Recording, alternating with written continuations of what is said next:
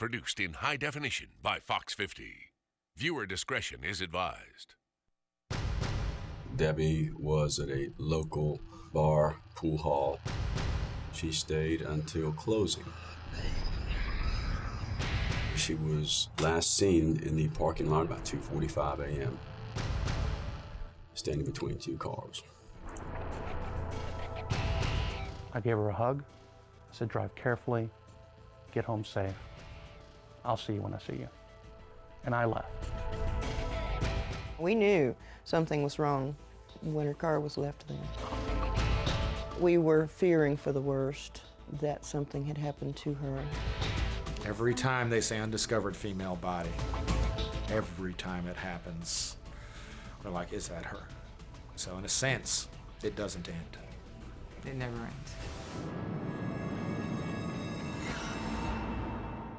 I had nothing to do with Debbie's death. I wished her nothing but the best every time I saw her. A suspect admits to killing a Carrboro woman but avoids justice. Tonight, the suspect is talking. NC Wanted in high definition starts now.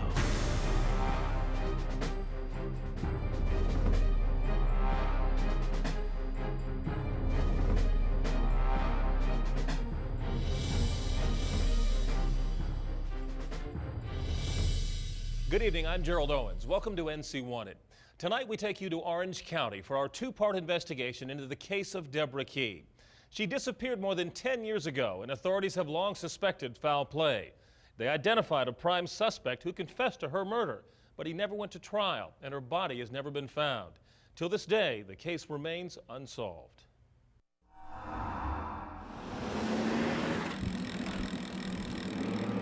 Debbie's mother came to the police department here in Carrboro and filed a missing persons report. She was actually missing from Chapel Hill, but she was last seen here at the bar. And so we took it from there and tried to backtrack her steps and talk to all the friends that she had that we could find and piece together her movements and whereabouts that last weekend. November 30th, 1997. 35-year-old Deborah Key, or Debbie as she's known by friends and family, hangs out at one of her favorite bars. It's a small pub on Main Street in Carrboro called Sticks and Stones. It's where Debbie and close friends get together to drink beer, play pool, and listen to music. We were all pretty much family, kind of, almost. Well, it's kind of a neighborhood thing. Kind of a little circle of friends that we all knew each other pretty much, and we knew the owner for years before he even bought the place.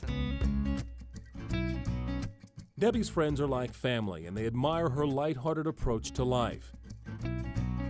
To make ends meet, Debbie takes on babysitting jobs around town and lives with her mother in Chapel Hill.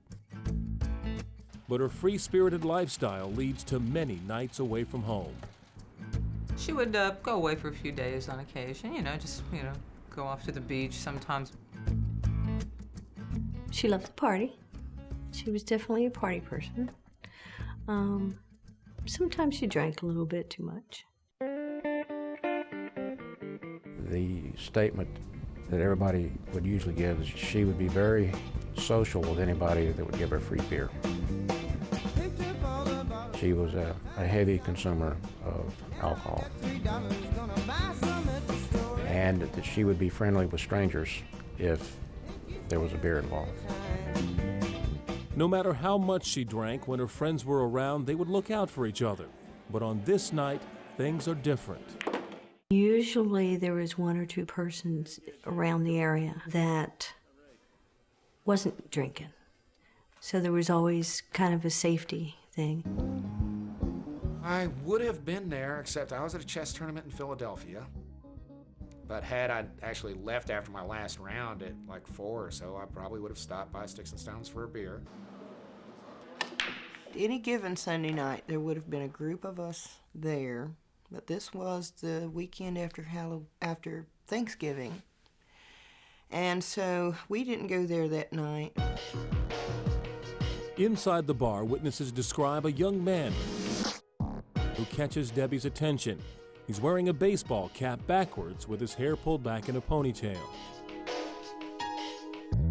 She was paying particular attention to a young white male that the locals knew as the artist. Was called the artist because he drew sketches of nude women. They did not know his first, middle, or last name. They just knew him as the artist. Debbie and the artist spend most of the night drinking, talking, and flirting. He's 21, she's 35, but the age difference doesn't seem to matter.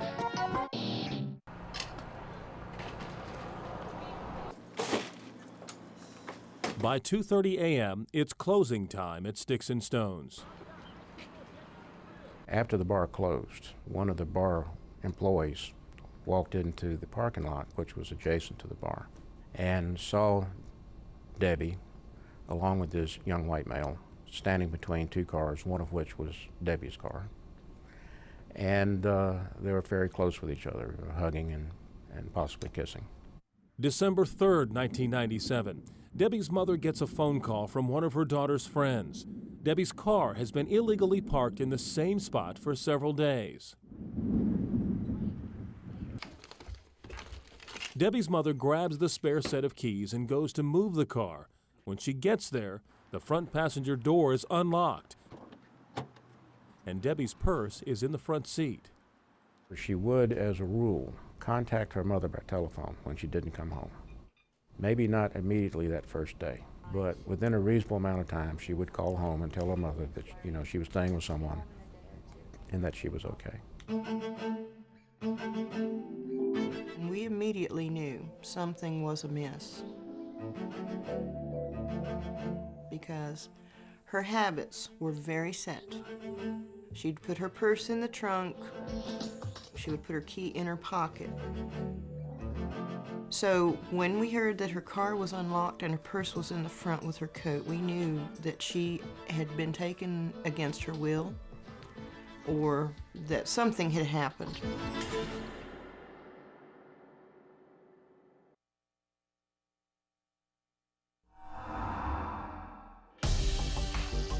Carrboro Police and the State Bureau of Investigation start gathering information and soon suspect foul play. I personally have never known a lady to go anywhere and not take her handbag with her, let alone leave the car unlocked with the car keys in the car at 2 o'clock in the morning. It just sent a signal that something really bad had happened to Deborah Key. From that point, we began the investigation, and probable abduction and possible, if not probable, homicide. Our gut response, our initial response was that she had not run away, that something bad had happened, and you always have some hope that you're wrong. Investigators label Debbie's car a crime scene.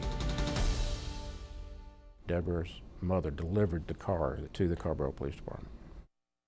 John Lau indicated that it appeared to him that the car had been recently cleaned, a process that's known as detailing the car. It's not guaranteed that there was anything in the car that would have helped us solve the case. But if there was something on the exterior of the car or in the interior of the car that would have been of assistance in the investigation, it was gone.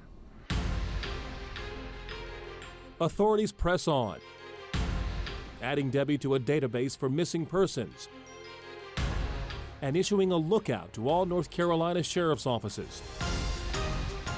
They also retrace her last steps, interviewing as many people as possible. Well, we went to talking with her friends. We went to the places that her friends would frequent. We were talking to people that were very far removed from what we were looking for, but we felt we had to talk to all these people, that maybe somebody would know something.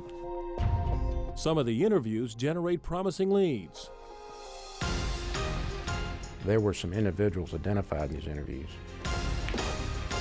Once we did the backgrounds on them, looked real good as potential suspects.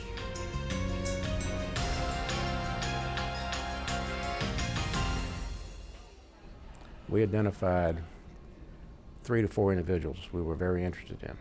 And one of the men had just served a lengthy sentence for kidnapping and assaulting a woman.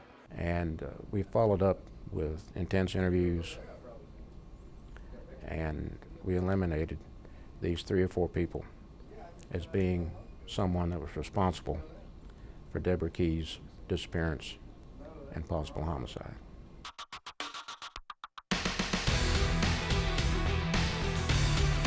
We never forgot about the artist, and we eagerly wanted to speak to him. But we didn't just focus on him and not follow up on any other potential leads. Everyone that we contacted did everything that they could to help us find Debbie.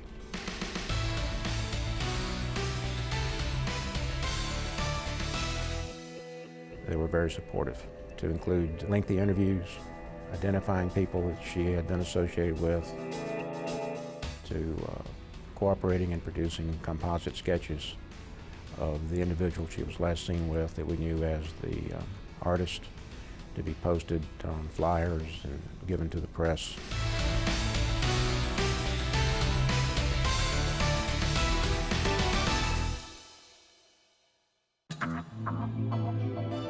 But months pass with no sign of Debbie, or the man people call the artist. Then on March 29, 1998, nearly 4 months after Debbie's disappearance, a co-owner of Sticks and Stones and a friend are out in Chapel Hill. They spot the artist and immediately call police.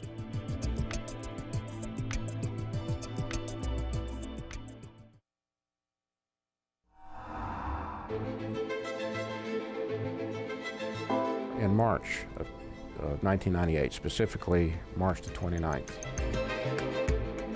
Detective John Lau of the Carrboro Police Department received a phone call from a friend of Deborah Key who had worked at the bar Sticks and Stones. She told John that she had seen this individual known as the artist, and we were very interested in him because he was the person last seen with her. And in addition to that, after she disappeared, he was never seen at the bar again. John Lau contacted me. I met him at the police department, and we went to the Massey Lounge to meet the individual that had seen this person. We waited there until we could approach him. Investigators stake out the man Debbie Key's friends know as the artist. He's in a parking lot walking to his car when they make their move. Investigators finally learn his name, Andrew Douglas Dalzell. They ask him questions, mainly whether he was the last person seen with Debbie Key the night of her disappearance. He at first denied being the individual standing in the parking lot with Deborah Key at approximately 2 o'clock in the morning. We challenged that by pointing out to him that we had some witnesses that could identify him as being the one, and he then admitted that in fact he was the individual standing in the parking lot with Deborah Key that morning. He insisted that she was still in the parking lot when he left and that he had no idea what happened to her. Dalzell agrees to take a polygraph at a later date. But the next day, investigators get a call from his attorney saying his client has no intentions of taking a polygraph or participating in any more interviews. Then, on April 30th, 1998, authorities get a warrant to search Dalzell's car. What they find raises their suspicions. There were years and years of debris in the back seat of the car and in the trunk of the car. There were several items of women's underclothing. Some were stained that were seized. A significant amount of hair and fiber evidence was collected. In other words, hair, and body hair, and things like that. There was a large blood stain on the back seat, which excited us, as you might imagine. Dalzell said the blood stain was from his German Shepherd that had been injured and taken to the vet. The vet that they talked to said that he came in with his dog with an unusual injury.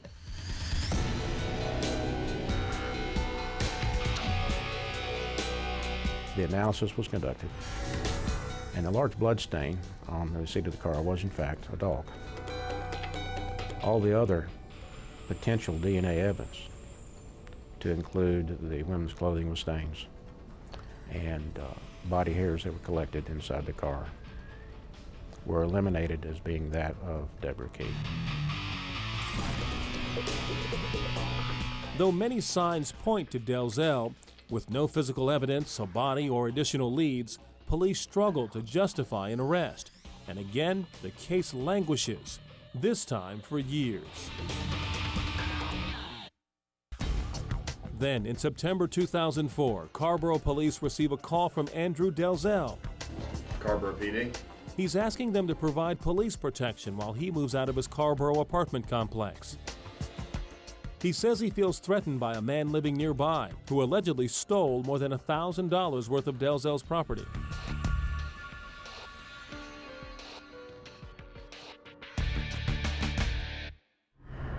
This turns out to be the break investigators have been waiting for. It isn't long before law enforcement devises a strategy to get a confession out of Delzell. After the break, we'll bring you an NC Wanted exclusive. For the first time, the prime suspect in the case invites us into his living room to give his side of the story. Stay with us.